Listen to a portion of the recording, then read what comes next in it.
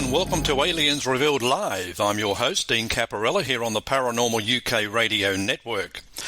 From alien abductions to monster-infested ranches to Men in Black, we speak to some of the most amazing people on the planet, ready and willing to share their chilling stories with you. All from the Alien Revealed Live files here on the Paranormal UK radio network. Well, how did the first Secretary of Defense in the United States, James Forrestal, really die? There are so many unanswered questions surrounding the latter stages of James Forrestal's life. Was his death part of an alien conspiracy? What was James Forrestal's involvement with MJ-12? What happened to his revered diary? Was his death suicide or murder?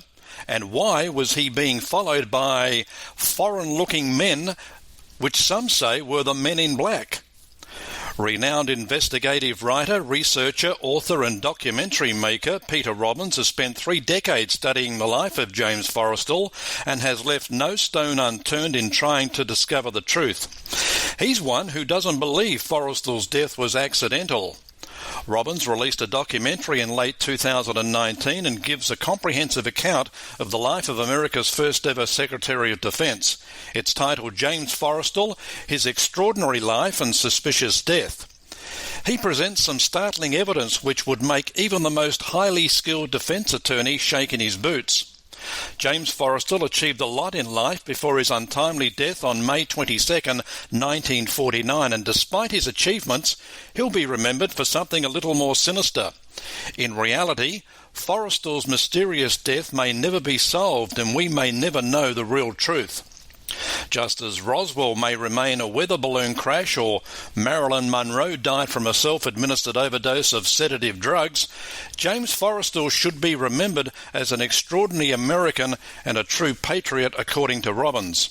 He feels the former Secretary of Defense doesn't deserve to go down in US folklore as just another conspiracy case. Forrestal didn't appear to be himself in the lead-up to his demise, and according to Peter Robbins, there was something worrying him. So did James Forrestal prove too much of a risk? Was his knowledge of UFOs too great? Was he even a bigger risk during his final months when his sanity was in question? And what about James Forrestal's diary? That's another mystery all on its own. The infamous diary may have contained the truth about Forrestal's death, or at least vital clues.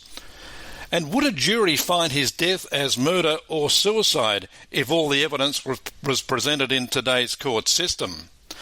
Robbins' response is quite decisive and not surprising given the nature of the evidence he's gathered in his research. And Peter Robbins is joining us now. Welcome, Peter. Thank you. It's good to be on with you. I thought I'd start firstly with, and of course there's lots of questions surrounding James Forrestal's death, but firstly, who was he and why does he matter to history? Yeah, that's the lead question for sure. James Forrestal was an extraordinary American, a true patriot, and how can I say, a man who, in his life, public service came first. He was a very successful broker on Wall Street in the 1920s and into the 30s. At the invitation of the Roosevelt administration, as they were getting themselves out of the economic depression, he was invited to join a select group of very successful American businessmen, often referred to as the kitchen cabinet. A bit of a pun there, or the $1-a-year men, because in fact, for the time that they came to Washington and served at the pleasure of the president, they were paid a token sum of $1 a year. As the economy got better, literally all of these men returned to their private lives and continued to make money. James Forrestal did not. He stayed in Washington for the rest of his life to serve at the pleasure of 2 American presidents. He went on to become the Assistant Secretary of the Navy in the pre-war. And then toward the end of the war, when the Secretary of Navy died of a heart attack, he became the Secretary of Navy. One of the things that distinguishes him as a public person was in that official capacity as a cabinet secretary, he did not remain at his desk in the Pentagon.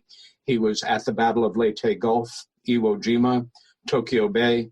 He continued to put himself in harm's way, was an extraordinary team player, seemed to thrive in the high-stress atmosphere of Washington during the war.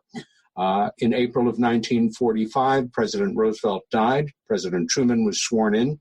And after the war, Truman selected Forrestal to dismantle America's old War Department, which had been in place since the Revolutionary War, and create a new entity that became known as the Department of Defense.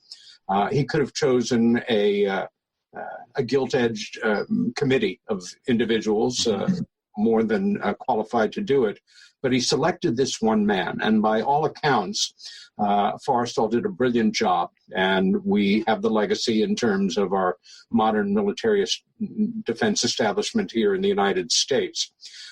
In the spring of 1947, President nominated him to be the first Secretary of Defense.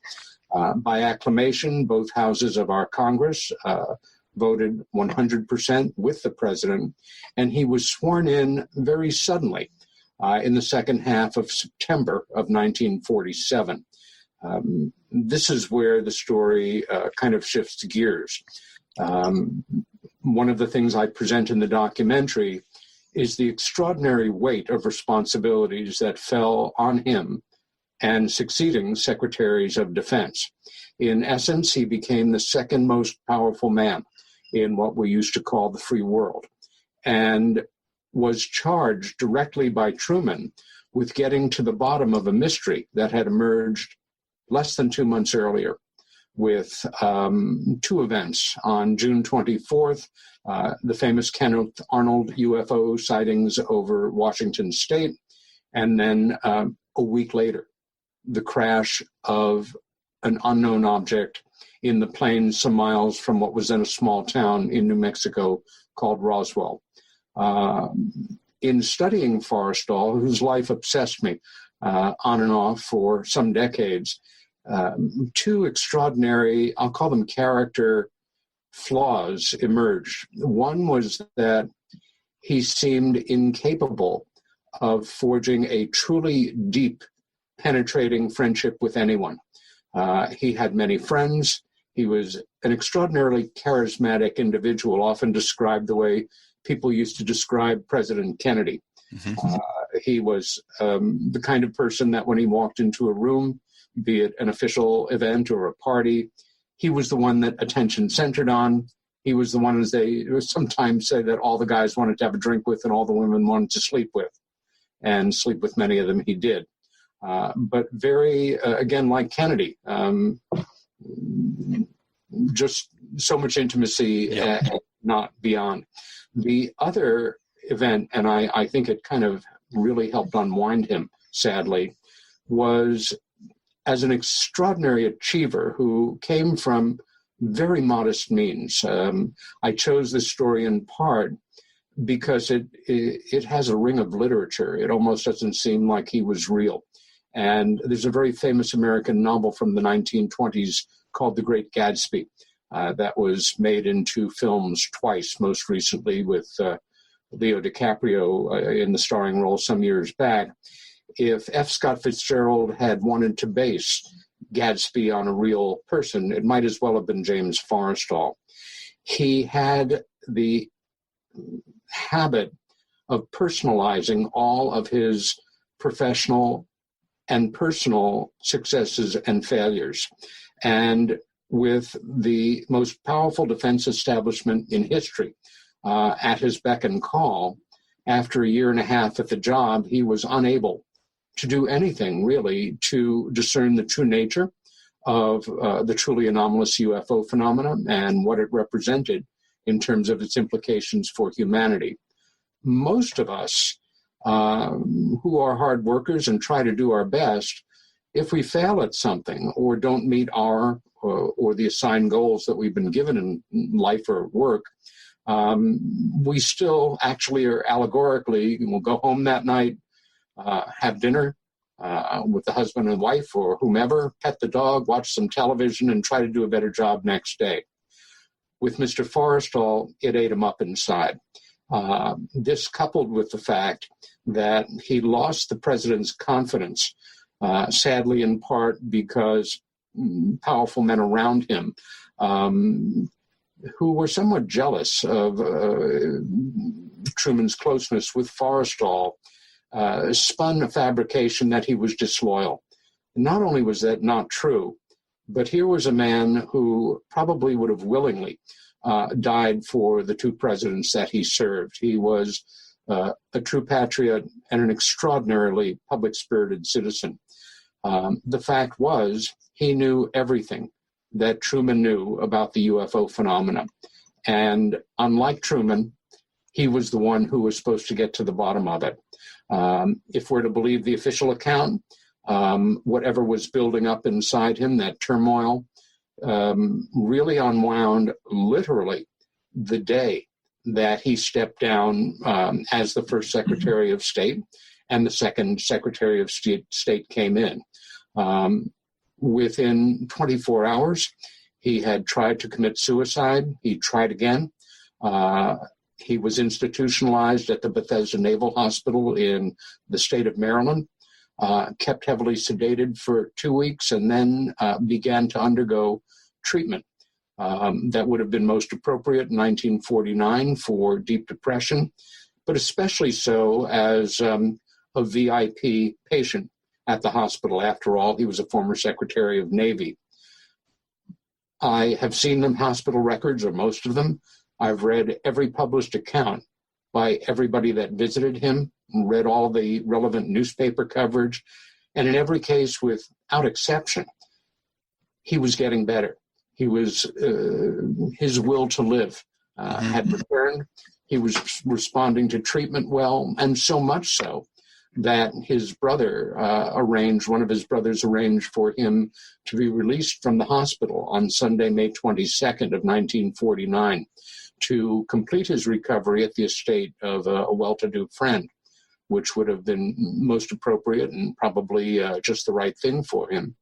But allegedly, he went into a completely unpredicted depression, found his room door open in the middle of the night, decided to hang himself or choke himself to death or jump out the window, or a combination of all three.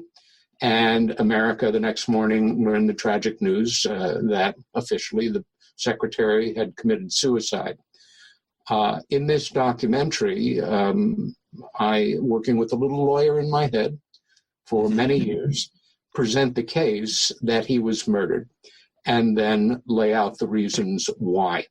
It is a story for me that is a true American success story that flips toward the end into high Greek tragedy. The upshot of all of this is that James Forrestal, after a brief period of national mourning, was all but forgotten by the American public.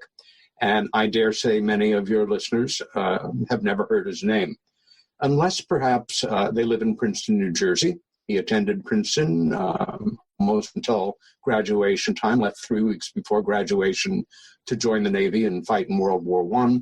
The war ended, he went to Wall Street, and there is a Princeton campus named after him, a shopping center named after him. Also for Navy personnel and Navy veterans or families thereof, they may be aware that the very first nuclear aircraft carrier, christened in 1956, was the USS Forrestal.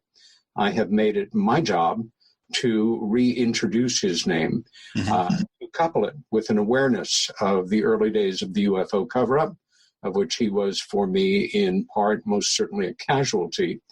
And I guess also in these trying times in this country, where words like patriot are bandied about very cheaply to remind Americans and anyone else what the real meaning of the word was. I hope people watch the documentary, and I hope they find some value in it. If all the evidence that you've gathered over the years was presented in today's court system, do you think a jury would come up with a verdict of suicide or murder? I'm quite convinced, although one could say I'm not objective. I think I'm ultra objective, or I would not have chosen to present this case, that they would most certainly decide it was a case of murder. Okay. It's also, I guess he was a de facto key player in the formulation of the UFO policy. So is there a connection between UFOs and his death? Yes. I say this from the point of view of somebody who's not a mental health professional, but with some pride, that for 8 years, with several very necessary breaks, I worked as a volunteer and then a volunteer and a shift supervisor at the busiest suicide hotline in America, the offices of a brilliantly important British-based organization called Samaritans International, where people like me were not trained to be, fake psychologists. We were trained, though, to be available to people who were depressed, mentally ill, suicidal, lonely. And in that time, I interfaced with quite a number of psychologists and psychiatrists in my private life and in that part of my life who had come to specialize in suicide.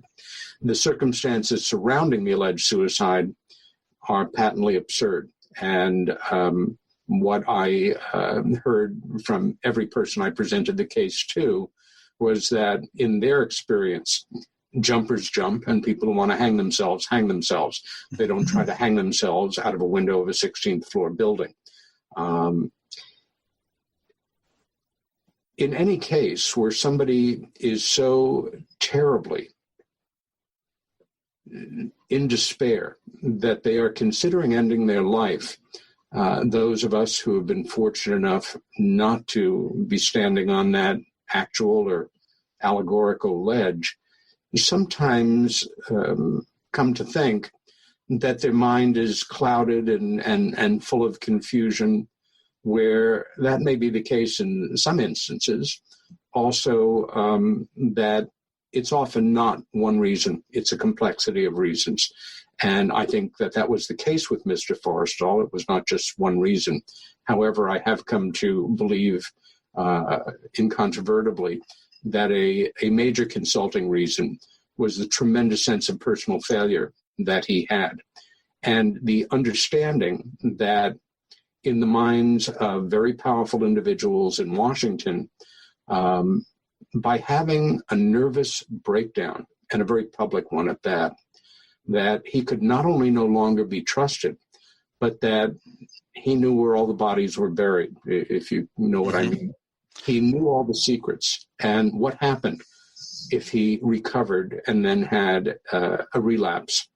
I think James Forrestal not only understood this, but it was so clear to him that in his mind, as a patriotic American who had done his best and failed miserably in his estimate, that he knew he had to die.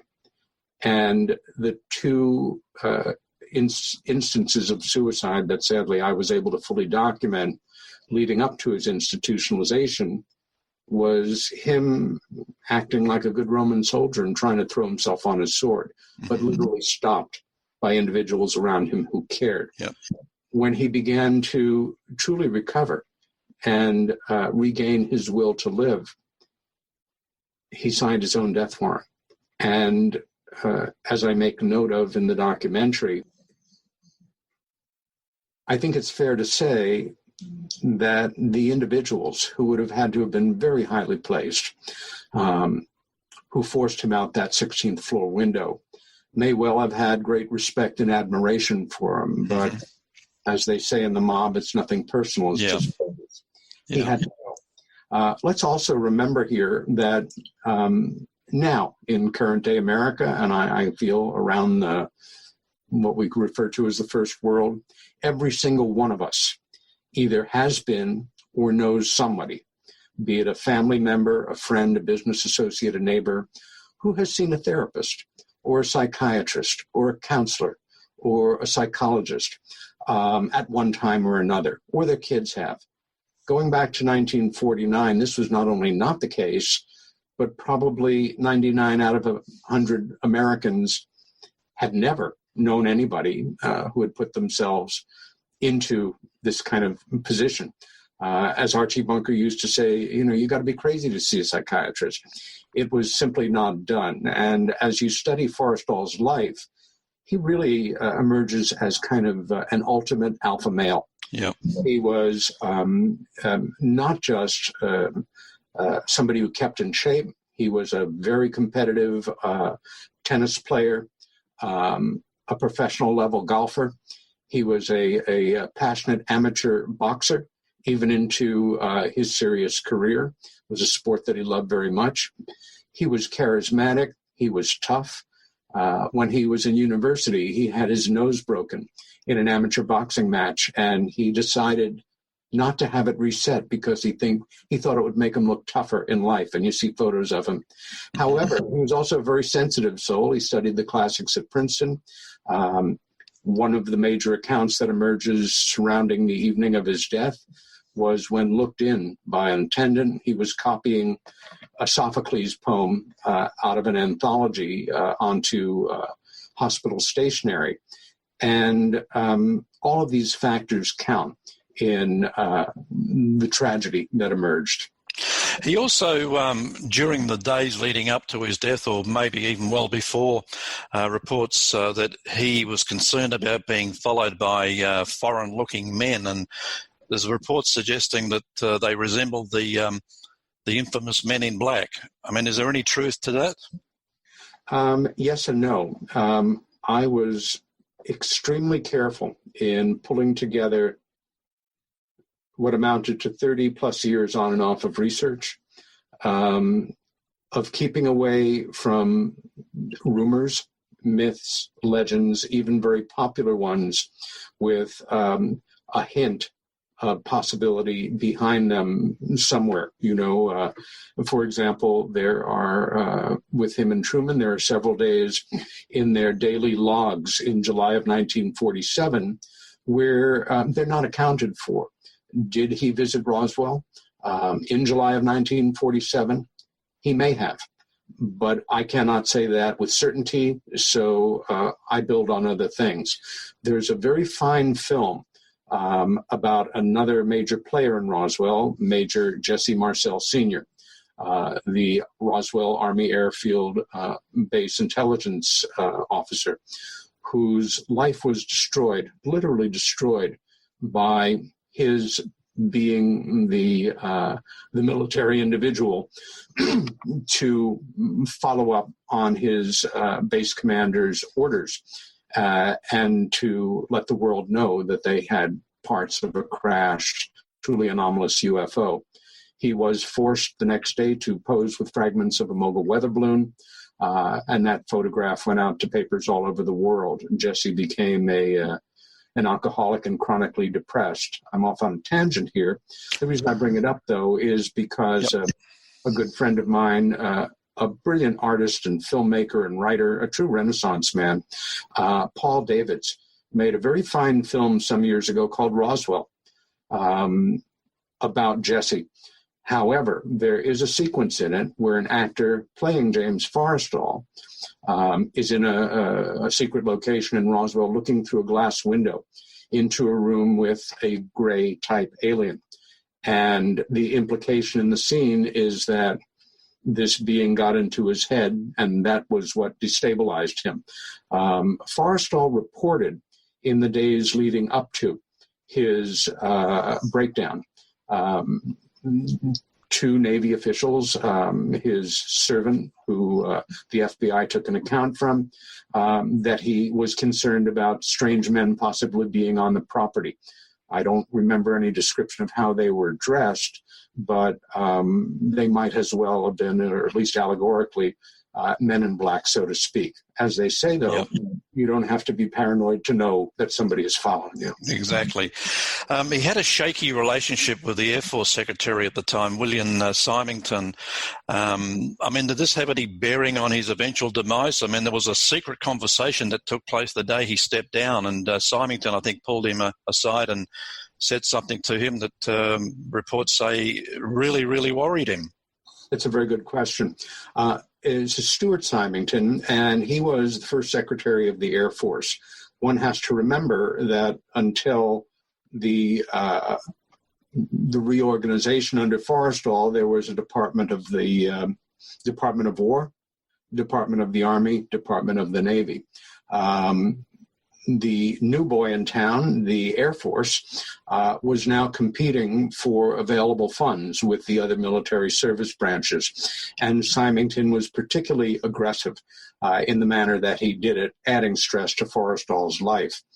Immediately following the change of command ceremony, indeed, Symington was heard saying to Forrestal, quote unquote, "There's something I would like to talk to you about." Nobody knows the conversation that followed, but Forrestal was noted sometime later to have disappeared from the room, and a thorough search followed within that very large building for him. He was found in his old office, sitting behind his desk, and when whomever the individuals were opened the door, the accounts are that he was literally sitting at the desk, staring at the wall, repeating the phrase, "You are a loyal fellow. You are a loyal fellow." Peter, was Forrestal a member of the MJ-12 group? He was. In taking this subject on for the documentary, I made a decision based on 30 years of arguing among ufologists and historians about the reality viability of this ultra top secret, above top secret, so to say, working group that we are to understand that President Truman created in response to trying to get to the bottom of the event. MJ-12 broke in, I believe, the spring of 1987. It's quite a legendary story in ufology, whereby Stanton Friedman, a researcher named Jamie Chandray, and a legendary spook. I could go to my bookshelf right now and find it, but a roll of film was sent and developed, and 9 pages emerged. 8 pages are purported to be a briefing document to then President-elect Eisenhower, who won the presidency in 1952.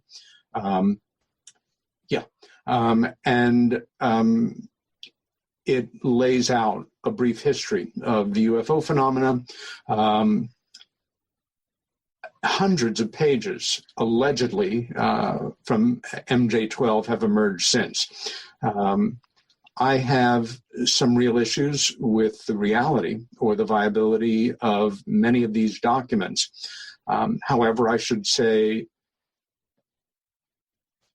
so many of them are so intriguing for the reason that if they're fake, they're not, something that was knocked out in somebody's basement on a period typewriter. They are remarkable in terms of mimicking or illustrating linguistic and writing quirks among people as well known as Robert Oppenheimer and Albert Einstein. For example, many of us, when we write, will have a habit of inverting a preposition, or substituting a semicolon for a colon, things like that, which leads me to feel ultimately over the years that if they're fake, they're intriguing in the level of care that was done to create them. But when all comes down to it, I have to concur with my late friend, mentor, and colleague Stanton Friedman, who really did extraordinary research into the subject and was able to locate 2 documents in the National Archives referring to a working group called MJ-12, not surprisingly, not referring to what it was about. The 9th page that emerged in this original release was a letter from a very brief letter marked eyes only from President Truman to then new Secretary of Defense Forrestal. requesting that he move ahead in the matter discussed with all possible speed. It would have made sense, of course, for such a working group to exist.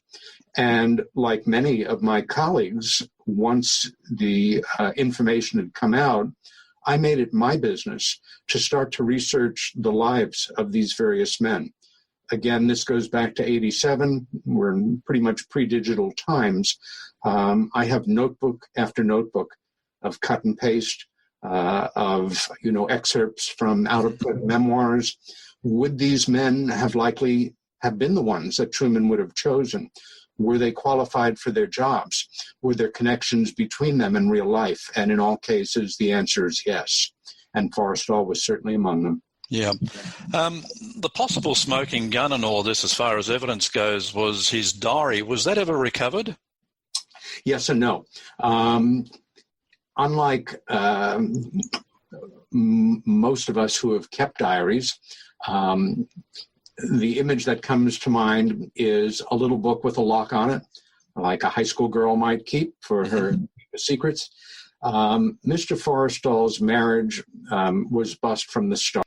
His wife, Josephine Ogden, was a very beautiful woman. She was an editor at Vogue magazine, a former Ziegfeld Follies showgirl. It was a very, big society marriage. But he did not, I'm sorry, I just completely got distracted. There's no way I can, I know what I can do to get rid of that sound. Okay. Yep. He married a woman named Josephine Ogden. And is that a good place to start? Yeah. Okay, once again. James Forrestal married a woman named Josephine Ogden, who came from a distinguished old Southern family that was now financially kind of with its back to the wall, but she had the right pedigree he was looking for. She was a beautiful woman, an editor at Vogue magazine, a former Ziegfeld Follies showgirl, and the marriage was kind of hollow from the start, because he began seeing other women almost immediately. She had her own lovers after that, and he had very little to go home to at night. But he wanted a record of his public life. And so after work, and he would often work till about 8 or so at night, and then stay at the Pentagon till midnight, a naval secretary would come in and he would dictate to him everyone he had met during the day, the subject of their conversations, his observations about the people that he was dealing with. And so it went. In January of 1949, 2 months before he was due to step down as the Secretary for Defense, he contacted the White House. And kind of an unusual request, he asked the White House to take possession of his quote-unquote diary. At this time in American history, high-level bureaucrats would often take all of their paperwork with them. Forrestal refused to do this, and his reason was there were too many secret and top-secret papers in this archive. The diary was said to have filled a standard filing cabinet, and that was confirmed by the investigative reporters at the New York Times who did the actual work on this back then. I calculated that a foot, counting across the tops of sheets of paper, and depending on whether it was onion skin or, the kind of paper that we use today, would be about 2,000 pages. So we had some tens of thousands of pages that constituted this diary. In 1951, obviously several years following his death, an American publisher, and I think I have it here, got permission to publish, so to say, the Forrestal diary. It was a national bestseller. It's a substantial book. It runs almost 600 pages, and it is excerpts from this actual diary. Interestingly, on the liner notes on the back of the book, the publisher discusses the fact that they were able to gain access to the 2,800 pages of his diary. Obviously, that's what they were given, and that's what they assumed was the number of pages. So it was already highly redacted. Obviously, there were things that were none of their business and that none of us should have been privy to. They were legitimately secret and top secret. However, what was presented as the diary to the American public was very much a deception. And almost needless to say, there was not even the hint of a reference to anything regarding the UFO phenomena. By the way, it's never gone back into print, but one can chase it down and use bookstores and on sites that deal with out-of-print books, and it makes very interesting reading. You get a very real picture of this man's incredibly sharp and observant mind as you read his accounts. Last question on James Forrestal. Given the sensitive nature of his death and the mysterious nature of it, have you had or do you get much pushback on your research? No. And I would say the same thing for my many years in UFO studies. Occasionally we are made aware, usually by the individual themselves, that the government is watching them and tapping their phones and doing things to frighten them off. There was a period in the late 1980s where I was concerned about such things happening to me. I did have my telephone checked out professionally. I did learn that there was monitoring of the phone irregularly, and that was quite unnerving to me. Mm-hmm. Nobody has ever come forward to try to quiet me about this, in part because I'm one guy. I've written quite a number of papers on Forrestal. I've published articles. I've spoken about him at different conferences around the country. I think the popular wisdom among those who move the chess pieces around is people like me are best left alone, because if something unforetold were to happen to me, that, even if it was completely explainable in conventional terms, there would certainly be a wider sphere of interest on possible dark doings. But ultimately, when you think about it, with the exception of maybe a widely publicized radio interview with a big audience, or doing a piece in a documentary that will go on television and also reach a substantial audience, how many people do we really reach? What damage do we really do? Mm-hmm. And in a way, leading into another topic, people like me are useful, in a funny way, in helping lay the ground for what is happening anyway, which is more and more general interest in the subject of classified matters, specifically in this case, the UFO phenomena, and reasons for keeping the lid on it for so many decades now. So I guess in a funny way, we play a part in a process that can no longer be stopped. Right. It'd be a fascinating subject to talk about on its own, mysterious deaths over the years. But so bottom line is James Forrestal, perhaps he just knew too much. He did know too much. And had he not taken it so much to heart and personalized it and come undone around his personal sense that he had failed the President of the United States, and by extension, history. And the concerns based on a much more naive understanding, perhaps, of the phenomena of breakdowns. He had to die. He had to die. And that, for me, is one of the great American tragedies, and something that I am dedicated to trying to bring to public attention here and abroad.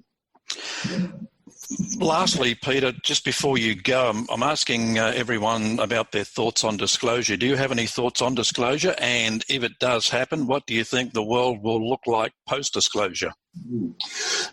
I certainly do have thoughts on it. I began my involvement in this subject in the mid-1970s. And with the advent of the internet and the advent, not that it's a good thing, of widely promoted views on conspiracies, often without the tiniest shred of factual information to back them up, in part led by the current presidents of the United States, it's become more than fashionable for people to bandy about any kind of theory, and much of it comes back to the UFO phenomena. It's fair to say, and this is my experience, that over the past decade especially, more and more people who previously would never have voiced any interest in this subject to friends, relatives, business associates, what have you, more and more people care less and less what other people think about what they think about the subject of UFOs. That's very healthy. There are now people who would never have, publicly voiced that they take the subject seriously, who are now quite outspoken about it, and a goodly percentage of them are retirement age and up. A good percentage of those who have some means to, they're not worried about what their boss is going to think, or even their neighbors. They're starting to go to the conferences, read the books, watch documentaries. I think for anybody who is waiting for that magic moment when the American government, where the secrecy began, and where the worst repression of any real information coming out, unlike many other governments at this point, waiting for them to come clean, shouldn't be holding their breath. Part of the problem is that, let's just say we lived in a world where one world leader could simply come forward and make all this public, and maybe someday one of them will. But now it's much more complicated. Mm-hmm. A responsible world leader would have to network with other world leaders, with world religious leaders, leading figures in the world of psychology, the economy, science.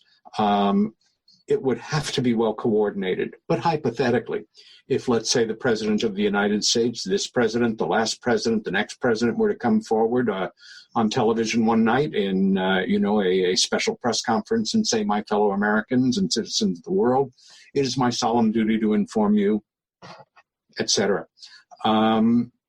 They would be admitting by implication that every single president since Harry Truman, and including Harry Truman, was an unindicted co-conspirator mm-hmm. in the greatest secret, the greatest deception in the history of humanity. And that's a touchy subject for powerful people. Yep.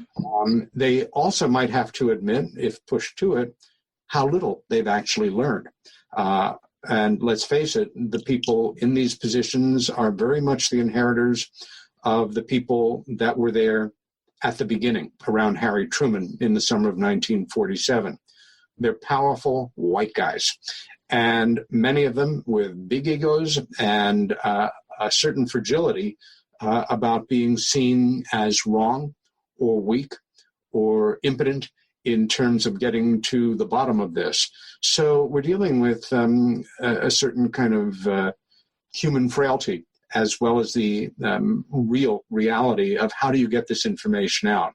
Also, and this is something that I've gone up against with Stephen Greer, a well-known figure in the so-called disclosure movement, mm-hmm. And I consider Steve Bassett, who I would say is central to this work, to be a good friend and an esteemed colleague and somebody I have immeasurable respect for in his extraordinary dedicated quest to build a disclosure movement here and abroad, that there are problems that are not being fully thought out among those who are just pushing for disclosure per se.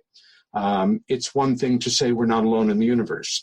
It's another thing to say we are being visited by beings from other parts of the universe, other parts of the solar system, other dimensions, take your pick, without then getting into some of the really disturbing material that's associated with it. I became involved in this work because one of my sisters told me, again, back in the mid-'70s, about very clear but fragmented memories of what we would now call an archetypical UFO abduction experience. It was completely destabilizing to me, and my obsession became manifest overnight.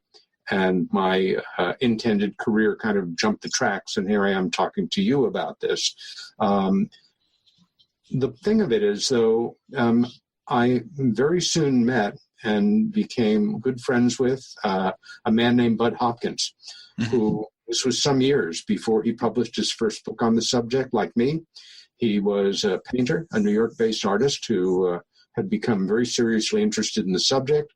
And I went on to become a friend of his for 35 years, probably more than half of that time, at least on and off, working as his assistant, and interfaced with hundreds of people over the years who had had this abduction experience. We have situations, many of them shockingly well documented, again, in terms you could bring to court, of hybrids, missing fetuses, stuff that's so disturbing and so difficult to find a willing audience willing to go through the documentation, the medical records, the interpersonal accounts of people associated. My point is, how do you dig half a hole? How do you just say we're not alone in the universe without opening this up in a way that will be, to put it mildly, extremely anxiety-provoking to many people? Bud used to joke that if the secret ever did unwind and came out, attendance at churches, synagogues, and mosques would go up all over the world. Alcohol sales would go up all over the world. Drug taking would go up. Mental institutions would have more and more folks in them. But it's not funny.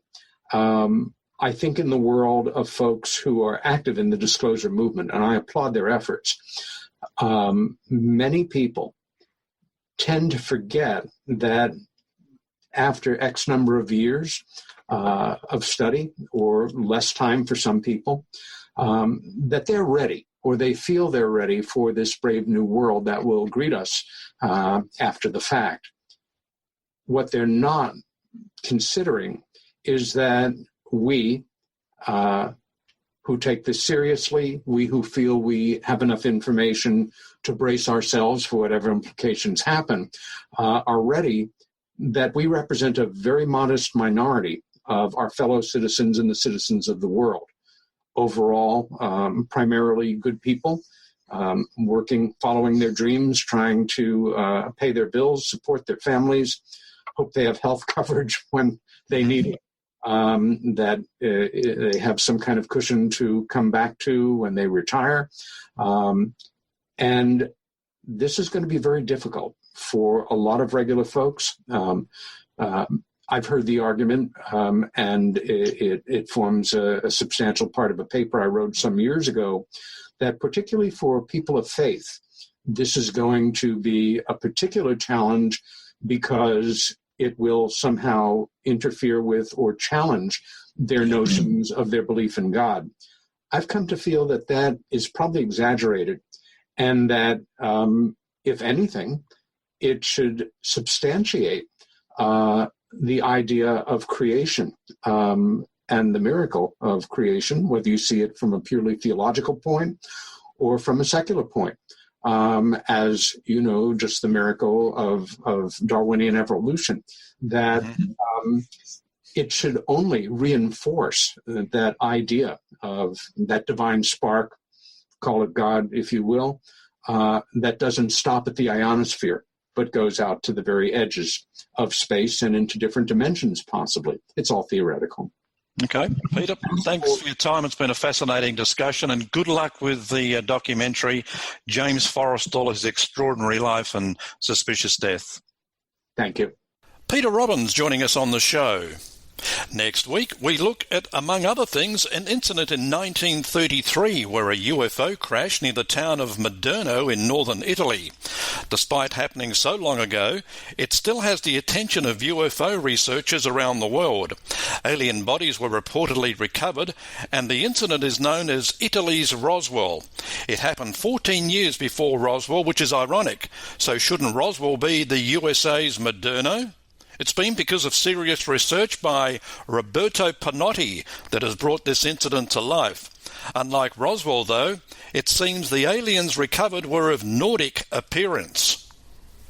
Yeah, the fact is that from what we were told later, well, it seems that everything now is in the United States, in the sense that when the war was over and the Anglo-American armies defeated the Germans in northern Italy, well, this material seems to have been taken to the United States. And this is exactly what we were told by Mr. Brophy, the son of Lieutenant Colonel of the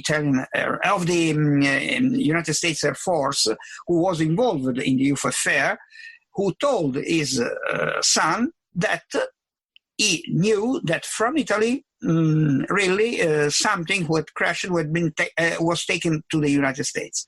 And well, there may be something else to explain why Mussolini was sure that the unconventional flying vehicles were not extraterrestrials, right, but Germans. Why? Yeah.